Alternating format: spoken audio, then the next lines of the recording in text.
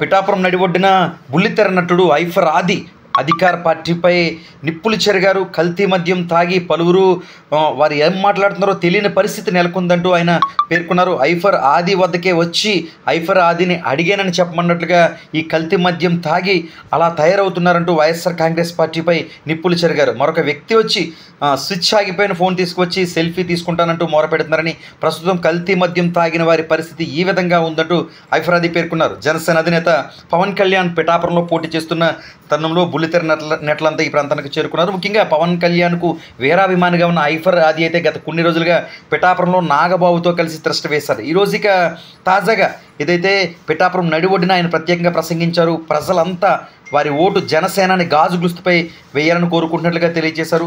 పిఠాపురంలో పుట్టలేనందుకు నేను బాధపడుతున్నానంటూ ఐఫర్ ఆది ప్రత్యేకంగా మాట్లాడారు. పిఠాపురం నడిఒడ్డున ఏం మాట్లాడారు ఐఫర్ ఆది ఒకసారి వీక్షిద్దాం.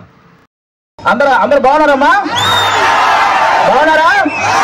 నేను వచ్చేటప్పుడే ఒక అతను ఎవరో ఈ వైసీపీ ప్రభుత్వానికి సంబంధించిన కల్తీ మద్యం తాగినట్టున్నాడు ఒక ఆయన. నా దగ్గరకు వచ్చి ఐఫర్ ఆదిని అడిగానని చెప్పమంటున్నాడు.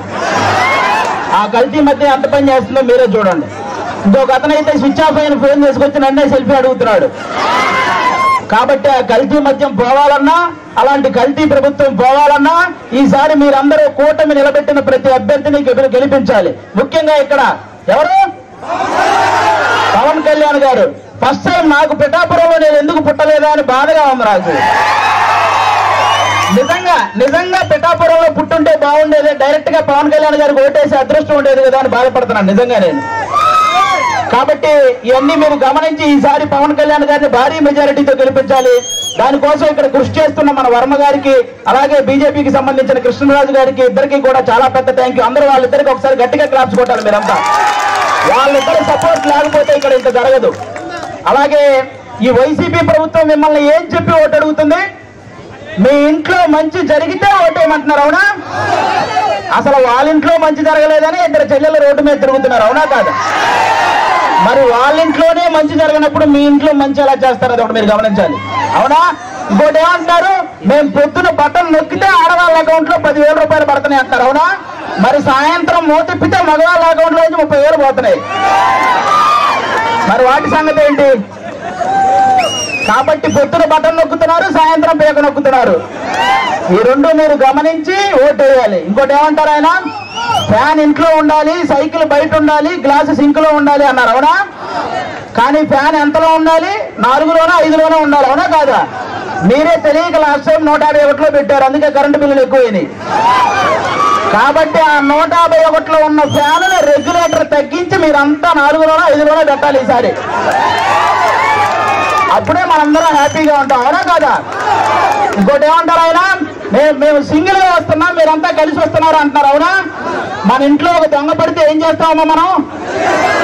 ఒక 3-4 కలిసి తరిమి కొడతామా లేదా? మరి రాష్ట్రంలో ఇంతమంది గజ దొంగలు పడితే మరి తరిమి కొట్టాలా లేదా అమ్మా మనందరం?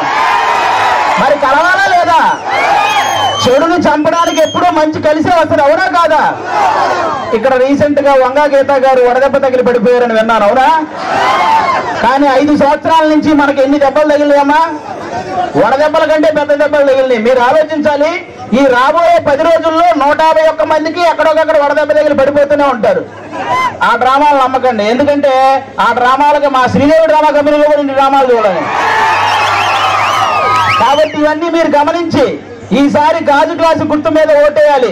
వన్స్ బూత్ లోకి వెళ్ళిన తర్వాత 2 గాజు గ్లాసు మీద గుర్తితే ఫ్యాన్ ఎగిరిపోవాలి, అవునా? ఇది గుర్తు పెట్టుకుని అందరూ ఓటేయాలని కోరుకుంటున్నాం. జై జనసేన, జై టీడీపీ, జై బీజేపీ. అలాగే